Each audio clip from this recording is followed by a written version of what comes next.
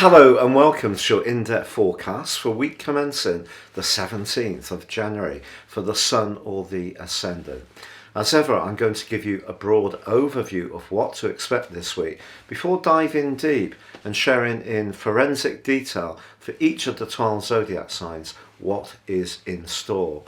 So this week begins with a very potent full moon in the sign of Cancer. The sign of Cancer is governed by the moon. So the moon being here is, if you like, in its home birth. But this opposition with the sign of Capricorn is very marked because in Capricorn, Pluto, the planet of change, is very closely tethered to the Sun, and therefore the moon's in an opposition to Pluto as well as the Sun.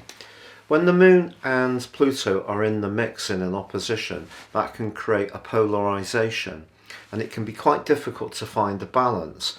Now the moon's asking us to stay mindful as we punch our way towards our goals, ambitions and targets, very Capricorn energy, and very much the physical world. The Cancerian energy is reminding us that we must stay in touch with how it feels, and if something feels not so comfortable, even if it's given us some form of success or progress, just to try to reconfigure things so things are a little bit better aligned. And this energy will last for the next 2 weeks. If you'd like to know more about the full moon, you can join me for my deep dive video by seeing the link beneath this show. But all this week, Mars is actually forging a very positive link to Pluto, so we have a semi-sextile, and that's very energizing. Mars continues in the sign of Sagittarius, but there's 3 of the more draining, enervating vibe of Neptune, which really was affecting it quite badly for the previous 10 days. So I think energy can generally be a lot better. Also, Uranus has gone direct. Uranus has been in a very jagged, abrasive right angle with Saturn, and the great news is as the Sun moves on Thursday into the sign of Aquarius, the right angle between the 2 rulers of Aquarius, traditional Saturn, modern Uranus, actually stretches out to 4 degrees. Now when I do the sun sign forecast, I always take into account influences within 3-degree orb. So that's a very precise influence. So they're starting to stretch apart now, and they really have caused immense impact over the last year and given us quite a few sleepless nights, made us more agitated, perhaps seen us quite frustrated by the restrictions that may have been imposed upon us. But now things will ease a little bit. But the Sun moving into the sign of Aquarius joins up with Saturn, but also with the retreating Mercury, still in that retrograde.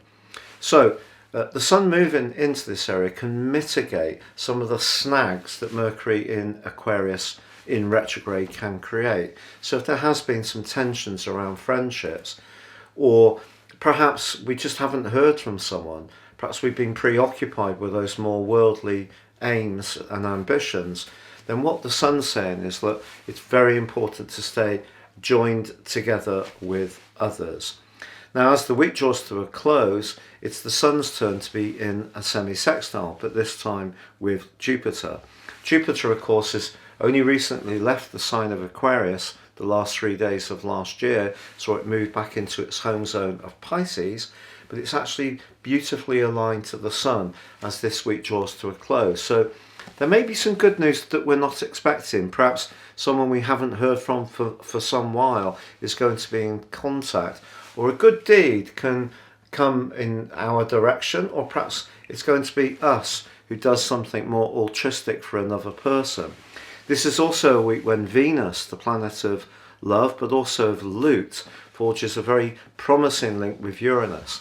If this rings a bell, it's because Venus is retreated in its retrograde to the point of reactivating its 120-degree enabling trine with the rather erratic energies of Uranus. But this is just saying to us, look, if we can think outside the box when it comes to our resources, and perhaps also our relationships, to try to enliven them with some freshness, then that's a smart thing to do. Now, if you're new to my channel, I would be honoured if you would subscribe. Please click or tap on the bell notification symbol. You can also get your free daily written horoscope fired to your device each morning by seeing the link beneath this video. Or if you'd like to order your 12-month forecast and get your character analysis based on your personal astrology, you can do so and get 30% off by seeing the link below. But please stay with me for your in-depth zodiac sign forecast. Hello Leo, and welcome to your in-depth weekly horoscope for week commencing the 17th of January.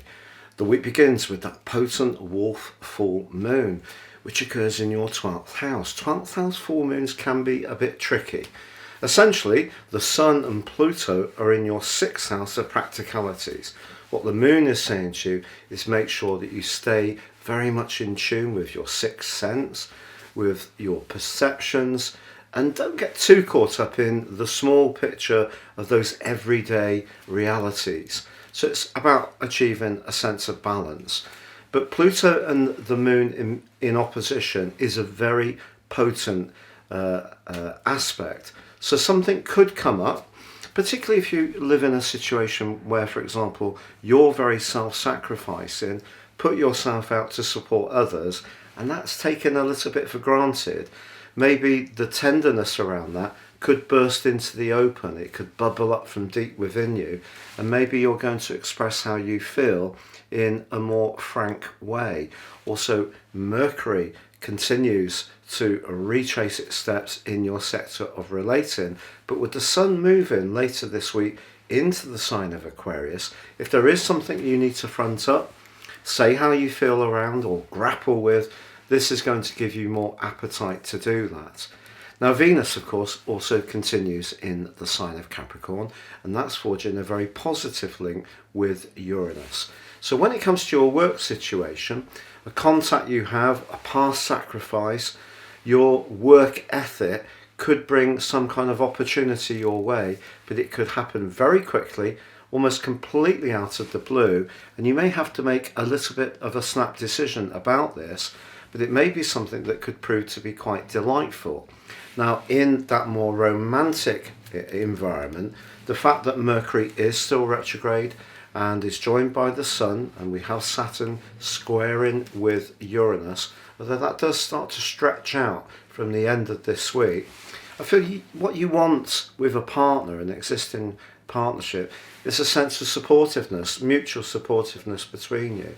And if you're wanting to try something more experimental or fresh or different, and your partner would prefer you to stay with the status quo, that may be something that you could resent a little bit.